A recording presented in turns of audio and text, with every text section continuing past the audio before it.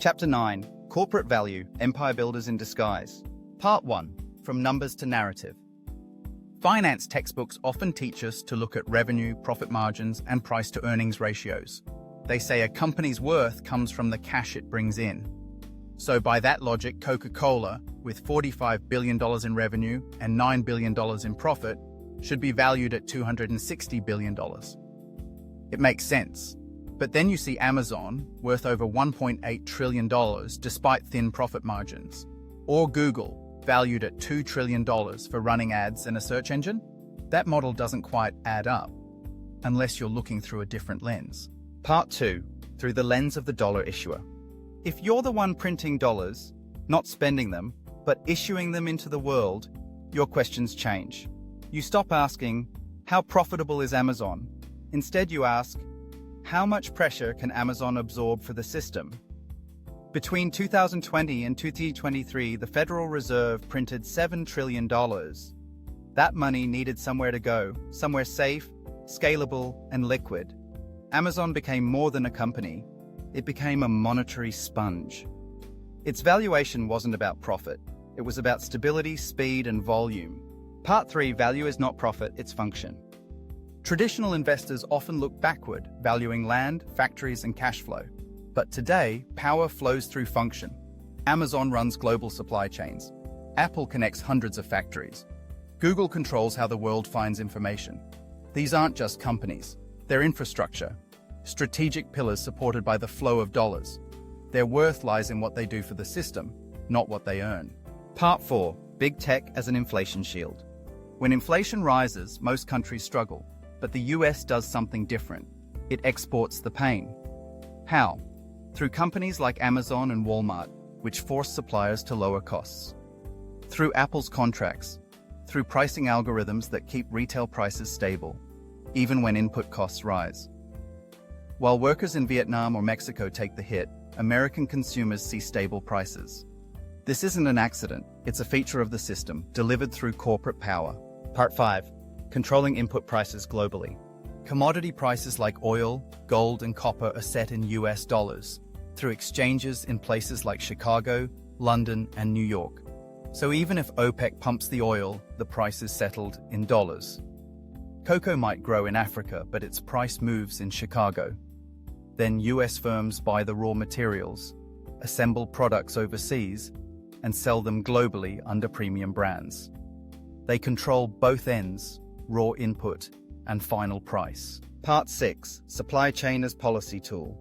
Amazon doesn't own factories. It owns the rules, how goods are delivered, how sellers comply. Apple doesn't own chip plants. It owns designs, contracts, and customer demand.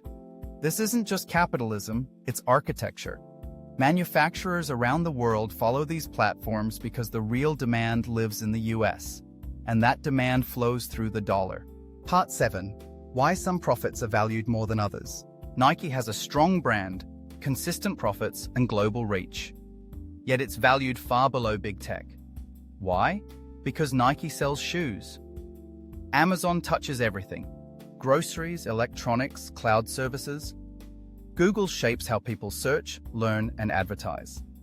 Apple affects communication, entertainment, and finance. These firms don't just sell, they mold entire economies. That reach, not just profit, is what investors are pricing in. Part 8. Why Chinese big tech doesn't get the same multiple. Alibaba and Tencent are massive, but they don't anchor the global system. They don't shape CPI in the West.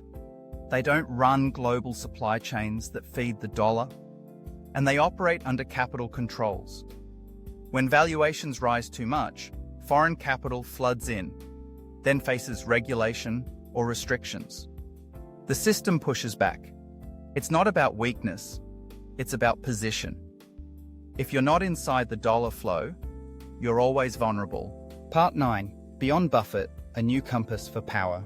Warren Buffett taught a generation to value cash flow and predictable earnings, but that compass was made for a different time. Today's empires are built on positioning, scale, and function. Coca-Cola sells soft drinks, Amazon shapes inflation, Google structures human knowledge. Their value isn't found in their income statements. It's found in how they stabilize and extend the monetary system. Part 10. Global demand, American filters. Every country wants to access the global market, but most paths flow through US platforms.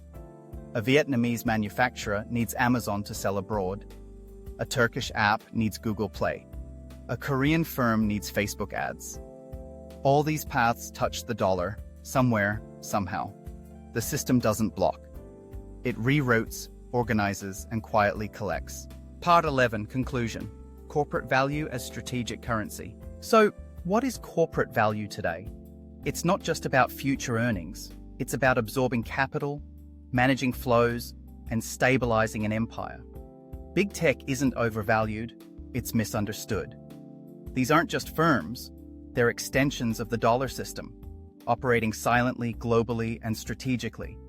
They are the empire's quiet architects.